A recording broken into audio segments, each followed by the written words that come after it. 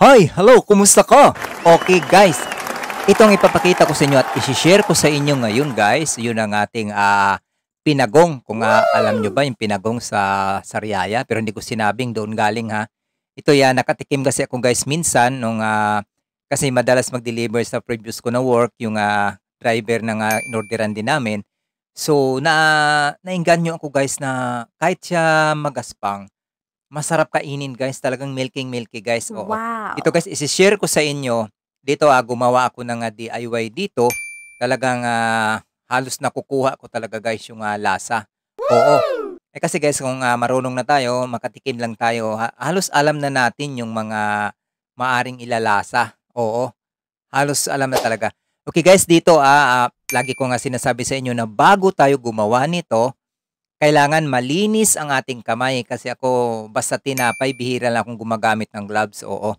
Kasi gaya nito matigas talaga itong inaano natin, itong pinagong.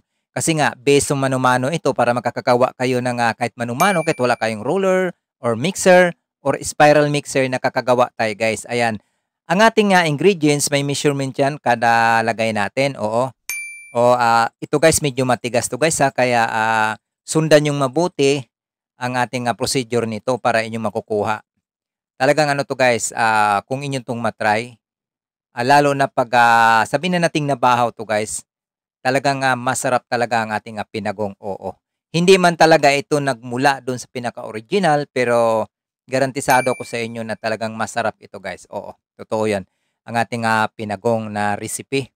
Ayan guys sundan niyong mabuti, ang ginagamit ko nga lang diyan puwede din yang butter or puwede din na margarine. Ayan, margarine lang muna ang ginamit ko diyan, pero optional lang 'yan guys gagamit din kayo ng butter diyan, oo.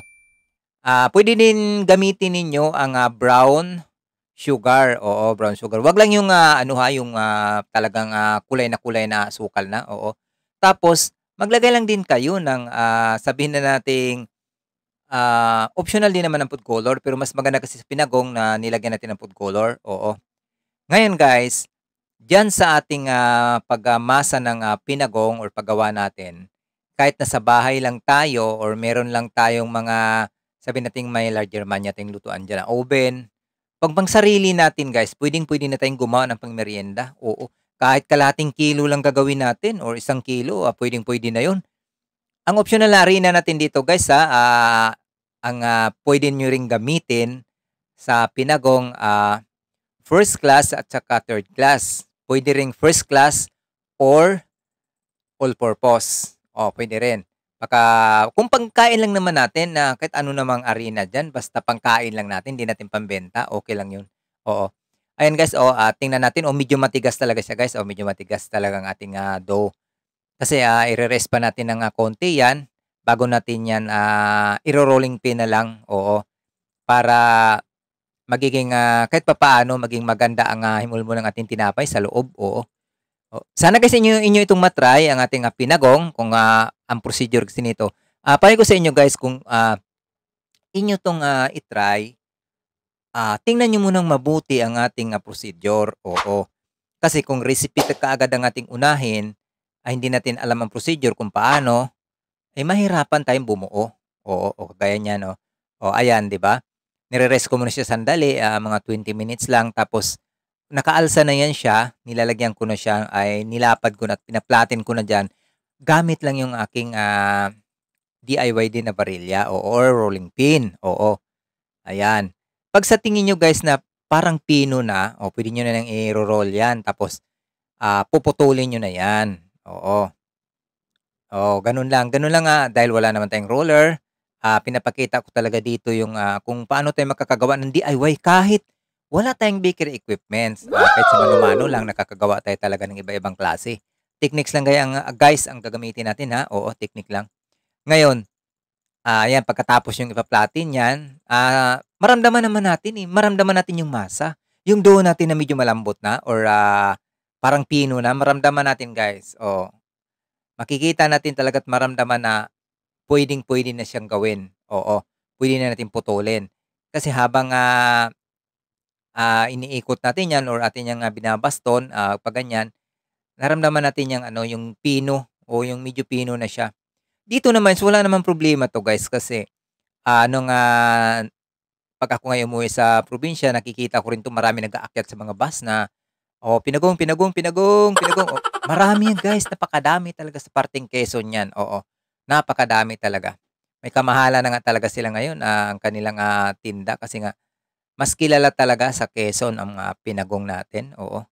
Pero dito naman sa atin kahit sa maliliit na bakery meron yan, pero iba-iba na lang guys, iba-ibang timpla. Yung iba minsan malambot na ang timpla, kumbaga hindi na sila bantok, oo, kung sa Bisaya pa hindi siya bantok. Ayan, ayan kaya ko ginaganyan para mas, madali ko siyang putulin kasi hihilain ko na lang ang dulo niyan, mas madali ko siyang, maputol.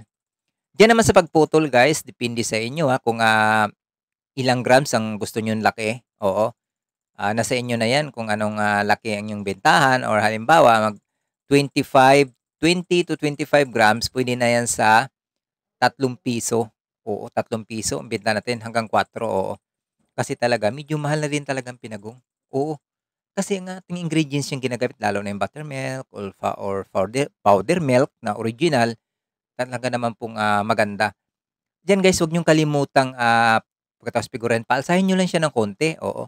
Paalsahin ng konti, pagkatapos inyo na kaagad yang hiwaan o 3 hiwa sa ibabaw. Oo, hiwaan niyong mabuti, kasi hindi naman natin matatawag ng pinagong 'yan kundi natin hiwaan. Magiging, munay na lang 'yan siya, oo. Tina-try ko nga siyang pahabain, oh, ayan. Basta guys sa ating, timpla, basta nalagay natin lahat ng ingredients, nababalance natin ang asukal, asin, gatas, napakaganda guys, napakaganda ng, resulta ng ating gawa, oo. Diyan naman hindi naman kailangan 'yan paalsahin mo ng todo after nating, mahiwaan 'yan o oo, mga pinakamatagal na 'yan 30 minutes, puwede na nating isalang kasi may baking powder naman tayo diyan. Oo, mahihiyas na tayo, may baking powder pa para magtutulungan sila sa pag-alsa kasi nga pangit sa pinagong na malambot. Oo, pangit guys, maniwala kayo. Bihira kayong makakain ng pinagong na malambot. Para lang siyang munay, hindi siya milky kumbaga. Oo.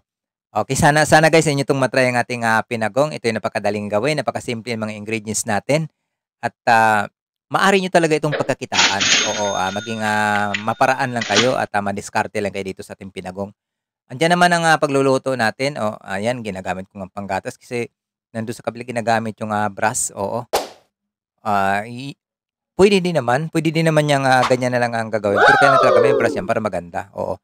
Ayan titingnan natin mabuti guys, ang ating apoy niyan, tingnan, oh, ayan luto na, oh, tingnan mo guys napakaganda. Wow! Kahit ganyan lang yan siya medyo magaspang pero sa lasa hindi kayo mahati-hati din guys. So maraming salamat guys, sana mai-share ninyo, huwag kalimutang i-share ang ating video para makatulong tayo sa ibang, gusto nitong gumawa. Maraming salamat sa inyo guys, thank you so much. Huwag kalimutang i-follow ang ating Learn Baking with J Facebook page, ang ating personal account, Jesse Anoos.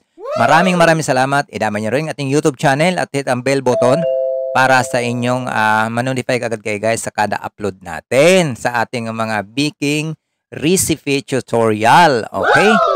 Maraming salamat guys. Ayan, hatiin na natin. Ayan, oh, 'di ba? Oh, napaka-milky niya tingnan guys. Oo. Oh, 'di ba? Napaka-milky. Tara, kain. Okay.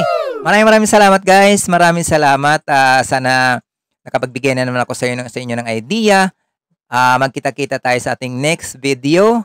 Maraming salamat sa inyo guys. Thank you so much. God bless sa inyong lahat na nagsusupport sa atin, sa ating channel, at sa ating mga lahat ng baking recipe tutorial. Happy baking!